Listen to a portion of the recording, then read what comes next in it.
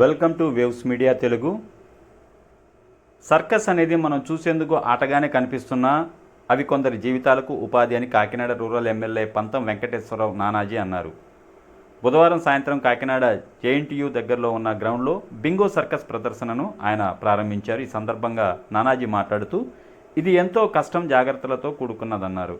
ఈ ప్రదర్శనను కాకినాడ నగర ప్రజలు తిలకించి వారికి సహకరించాలని నానాజీ కోరారు. ఈ కార్యక్రమంలో కాకినాడ సిటీ టీడీపీ అధ్యక్షుడు మల్లెపూడి వీరు, జనసేన నాయకులు అట్ల సత్యనారాయణ, చోడిశెట్టి శ్రీమన్నారాయణ, నిర్వాహకుడు వజీర్, బింగో సర్కస్ సిబ్బంది తదితరులు పాల్గొన్నారు.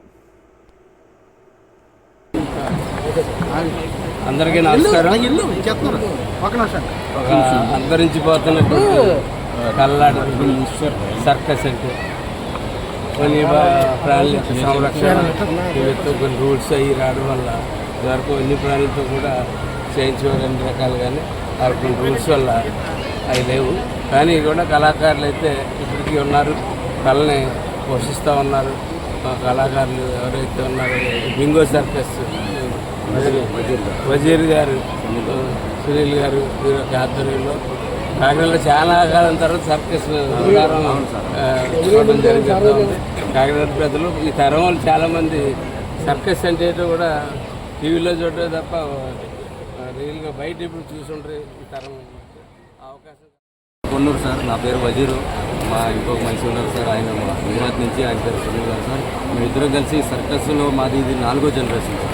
మాకు ఈ సర్కస్ తప్ప వేరే దిక్కులేదు సార్. ఇదే మా కళ, ఇదే మా ఆర్టిస్ట్, ఇదే మేము బతుకుతున్న రూల్స్.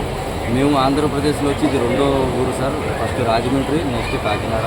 ఇలాంటి పెద్దలందరూ మాకు సపోర్ట్ చేసినందుకు మేము మనస్ఫూర్తిగా 120 మంది ఆర్టిస్టులు, వాళ్ళ వెనకాల బతుకుతున్న 500 మంది కుటుంబాలు అందరు కలిసి మనస్ఫూర్తిగా కోరుకుంటూ మళ్ళీ ఇంకొకసారి కూడా ఇంకా ఇలాంటి నాయకులే రావాలని మనస్ఫూర్తిగా కోరుకుంటూ నేను సెలవు తీసుకున్నాను sir. Thank you for bingo సర్కస్కి వచ్చినందుకు. ప్రతి ఒక్కరు మీడియా వాళ్ళు కూడా మీరు అందరూ ఆదరిస్తారని, మాకు సపోర్ట్ చేస్తారని